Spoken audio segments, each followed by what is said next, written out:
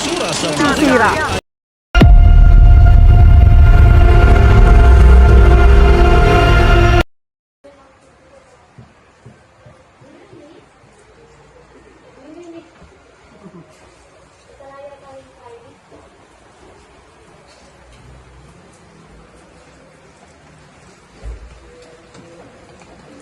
Dustin, yan ka. Ayoko naman sila yung pagkalastin nyo.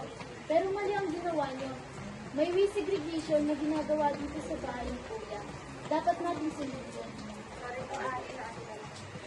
Ilang para ng mga discuss natin. Bahagi ito ng resilience at cooperation. Ayaw natin maibig, di ba? Alam niyo ba ang waste segregation? Oo, barabaran mo ng mga basura dito. May kanya-kanyang libel ang mga basura para hindi maghalo-halo at mabulok ang mga basura. Housemates, ano ang inyong pinagtatalunan? About po sa segregation po sa basurahan. Buti inyong nabanggit, kasama sa mga task ko ang maayos na pasilidad at environment nyo. Kaya dapat bilang housemate, inyong susunod sa puso ang ganyang gawain. Sneer, pumasok ka sa confession room. Pupunta na po, kuya.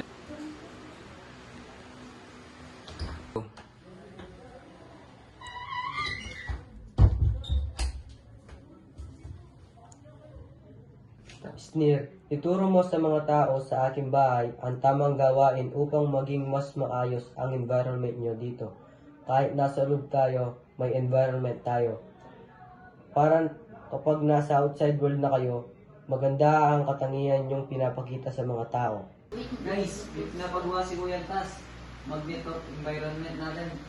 Ngayon, gagawa tayo ng waste segregation.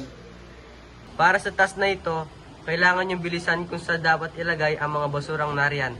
May inihanda akong mga trash bin at mga basura. Gagawin nyo ang task na ito na magkakasama. Pag nagawa nyo ang task na ito sa loob ng 1 minuto, kayo ay ligtas sa nomination ngayong week.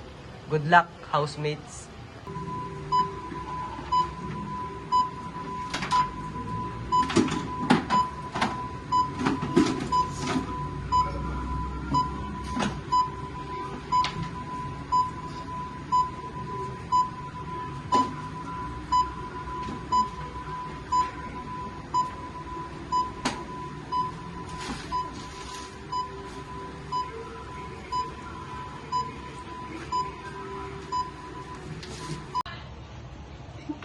Biodegradable, mga basura na bubulok.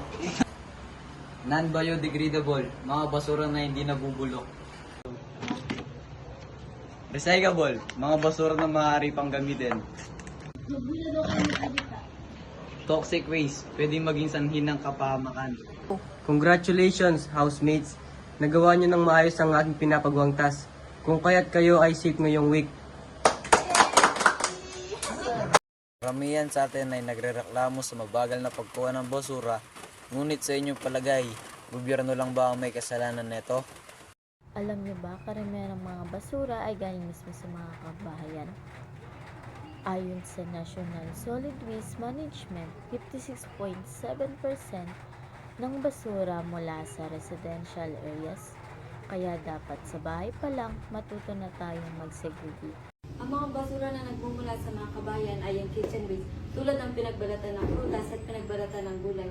At ang mga garden waste na kung saan narito ang mga damo at iba't ibang uri ng mga dahon. Binanggit din sa ulat na ang pinakamalaking uri ng basura na ating tinatapon ay ang biodegradable o ang mga basurang nabubulok. Mayroon itong 52.31% na kung ating titignan, kumalahati ito sa 100% ng basura na ating itinatapon. Para sa inyong kaalaman ng RA 9003 o mas kilalang Ecological Solid Waste Management Act of 2000. Ito ay pinapatupad sa ating bansa upang mapanatiling tama ang ating pagtatapon ng basura.